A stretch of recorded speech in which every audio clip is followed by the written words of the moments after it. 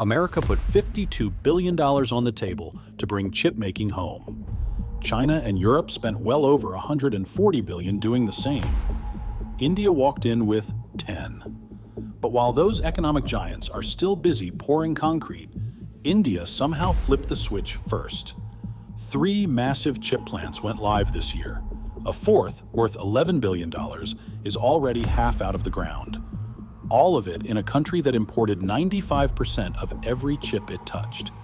Every phone, every car, every washing machine, running on someone else's silicon. And it's all happening in a state famous for exactly one thing: building the cheapest car on Earth, the Tata Nano. Gujarat poached that plant away from a rival state the same way it's grabbing chip factories now. Its leader back then, the current Indian Prime Minister, Narendra Modi, sent the company a one-word text: welcome. And guess what? The car later flopped and died, but the playbook didn't. Either India just found a shortcut the superpowers completely missed, or they paid $10 billion for the one seat nobody else wanted. The seat in the most brutal, least profitable corner of the entire business. Because there's a catch. This $10 billion gamble decides who gets rich and who just gets exploited as cheap labor. And in the middle of this, there is one bet where the money is absolutely guaranteed. Whether Washington wins or Beijing wins, by the end of this video, you will know exactly where that money sits. $10 billion just bought India a seat at the most dangerous table on Earth. Now, we are going to find out if they are the players or if they are just the poker chips. Welcome to Neural Hegemony. A chip, a semiconductor, is that fingernail of silicon that does the thinking inside your phone, your car, your washing machine. No chips, no modern life. And for decades, India made essentially none of them. 95% imported, give or take. That dependence costs India tens of billions of dollars a year, and worse, leaves its car plants and its army hostage to other people's supply chains. Then, in the space of 4 months, 3 chip factories switched on in the same industrial suburb of Sanand in western India. The American giant Micron opened the first in late February, and its first made-in-India memory modules went straight to Dell. And CG Semi, a joint venture with Japan's Renesas, started commercial production on the 4th of July, with 200 million chips already out the door. Same town, practically the same street. Meanwhile, 100 kilometers away in Dholera, Tata is building the country's first real chip fabrication plant with Taiwan's Powerchip. $11 billion, already half built. First wafers expected at the end of this year. Now, the honest version of the scoreboard, because you won't get it from the inauguration speeches. None of this is cutting edge. The 3 running factories don't actually make chips. They package them. And stay with me, because that word is about to matter enormously. The Tata plant will make chips, but older, simpler ones. And India still imports nearly everything it consumes. Which brings us back to the strange part. India didn't outbuild anyone. It bought the cheapest seat in the room. So, 2 questions. Is a cheap seat worth having? And once you're sitting in it, who exactly buys what you make? Because make no mistake, nobody enters the chip industry anymore without a government writing checks. Washington has its CHIPS Act, Beijing its Big Fund, Brussels its own CHIPS Act, Seoul a support package worth around $19 billion. Every treasury on the planet is currently bribing the same dozen companies, and each one calls it strategy. Since the pandemic, chips get treated the way oil was treated in the 1970s, a resource you cannot afford to beg for in the middle of a crisis. India's version launched in December 2021, before the American export controls of 2022 turned the chip war hot. The offer was that the Indian state pays half your construction bill. Then the state of Gujarat adds its own layer on top: land at half price, extra incentives. Take Micron's plant, the flagship. Total price tag, $2.75 billion. Micron's cash, $825 million. The other $1.9 billion, 70% of the project, came from Indian taxpayers. Micron didn't fall in love with Gujarat. Gujarat paid for the wedding. And it worked. When the 2022 sanctions hit and every chip company on Earth suddenly needed a second home outside China, India's checkbook was already open. Micron signed in June 2023.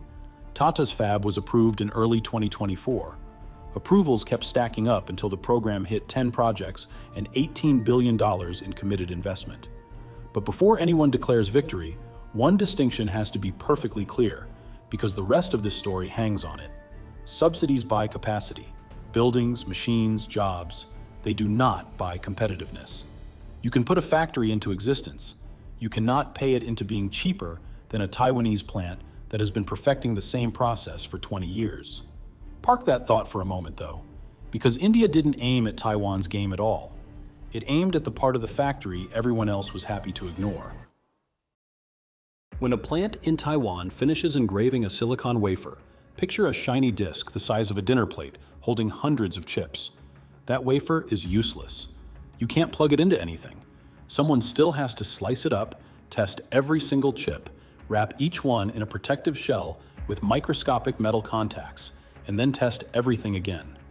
That final stage is called packaging, and the industry has always treated it the way restaurants treat dishwashing: essential, invisible, and outsourced to whoever charges least. That is the job India just took. All three Sanand plants do packaging. CG Semi packages power chips for cars and factory machines. Keynes assembles power modules for automotive clients, 17 chips per module. Micron takes wafers flown in from its plants abroad and turns them into finished memory for computers and servers. Sanand, a town better known until now for assembling budget cars, is turning into India's answer to Hsinchu, the Taiwanese city where the world's chip supply lives. Sneer if you want. Plenty of analysts do. But the boring end of the factory is quietly becoming the interesting end. For 50 years, chips improved through one trick: shrinking. Smaller transistors, more of them per chip, more power every couple of years. That race is now hitting the wall of physics. You can only shrink so far before you're pushing individual atoms around, and atoms don't negotiate. So engineers found another lever: stacking chips on top of each other, gluing several different chips into a single package, connecting them in smarter ways. The result? A growing share of the performance gains of the next decade will come from packaging itself. Which means, India planted its flag exactly where the value is migrating. That is the clever part of the plan. The uncomfortable part: what India does today is the entry level of that world. Memory modules and power components, not the sophisticated three-dimensional stacking that feeds NVIDIA's AI processors. That technology lives in Taiwan, and so far, nobody has offered to teach it to India. Call it a beachhead, real but modest. The heavy bet sits 100 kilometers away, in Dalera, and that one, when you look closely, has almost nothing to do with chips anymore. It's a bet on geopolitics. The Tata Power Chip plant will produce chips using processes between 28 and 110 nanometers. This is basically a technology from roughly 10 to 20 years ago. The processor in your phone is built at 3 nanometers. Dalera will never touch that, and doesn't want to. Because those older, cheaper chips, the industry calls them legacy chips, are what actually runs the physical world. Cars, washing machines, solar panels, power grids, weapons. Around 70% of every chip consumed on the planet. But there is one problem. That is precisely the segment China has decided to own.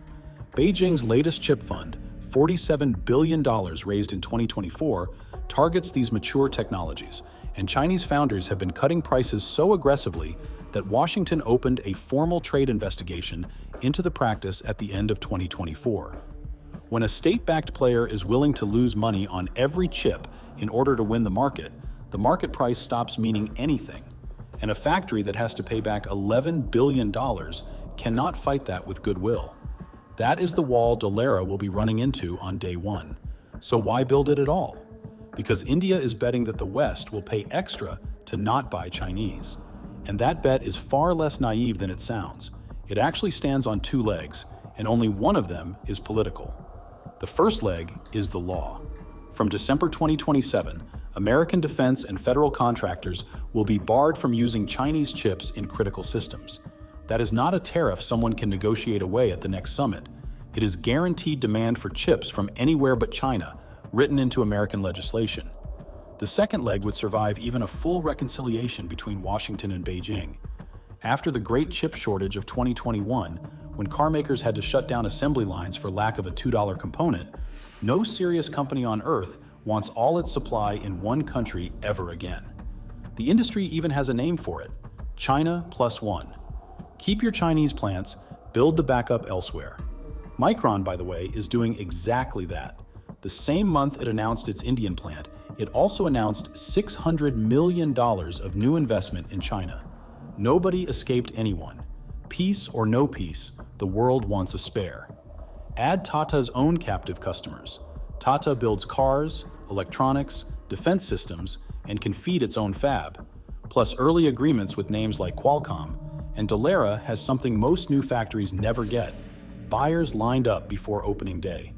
Legacy chips are a commodity, like wheat or cement. The products are interchangeable, so the lowest price wins. And profit margins, the few cents that actually stay in your pocket from every dollar of sales, are thin at the best of times. Right now, a competitor that doesn't need to make a profit is setting the lowest price. So India can win the strategic game, secure its supply, create its jobs, and still lose money on every chip. Those are two entirely different victories.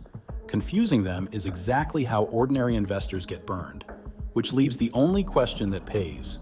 If the country can win while its factories struggle, how would you actually make money on any of this? The answer is about 150 years older than the transistor. In a gold rush, most miners go broke. The people selling shovels get rich every single time. The shovel sellers here are the equipment and materials companies. The Dutch firm ASML, whose machines print the circuits and who has partnered with Tata for Dallara. The Americans Lam Research and Applied Materials. Japan's Tokyo Electron. Germany's Merck for the ultra-pure chemicals. All of them have signed Indian deals. Lam alone has committed more than $1 billion. And notice their position. They get paid whether India succeeds or not. They already got paid by America's subsidy wave, by Europe's, by Japan's. When every government on Earth digs at once, the shovel store never closes. One rung up the risk ladder sit the toll collectors. Taiwan's power chip and Japan's Renesas are not gambling their own billions on India. They rent out their knowledge and collect technology fees, whether or not the plants ever turn a profit. At the top of the ladder, the Indian names themselves: Keynes, CG Power, the Tata-linked companies. That is the leveraged bet, the one that only pays if execution stays flawless and the geopolitics hold for a decade. Several of those stocks already trade as if all of that were guaranteed. It is not, and you now know exactly why. I'm not here to tell you what to buy. That homework is yours, always. But look at the structure, because it repeats throughout history. The loudest story always sits at the riskiest end of the chain, and the quiet money sits with whoever supplies everyone. This chip war has many possible winners. The shovel sellers are the only certain ones. 10 years from now, Dallara is either the seed of a chip ecosystem the whole world depends on, or a very expensive monument to a Cold War that thawed. And the frustrating truth is that the answer won't be decided in India. It will be decided in Washington and Beijing, by people who couldn't place Sanand on a map. That is the real lesson here, and it reaches far beyond India. In today's chip industry, factories move around the board like pawns, and the players are not the companies. They're the treasuries. And treasuries, unlike engineers, change their minds at every election. If you're watching from India, from Taiwan, or from inside this industry, tell me in the comments how it looks from where you stand. You see things no report ever captures. Stay curious, and I'll see you in the next one.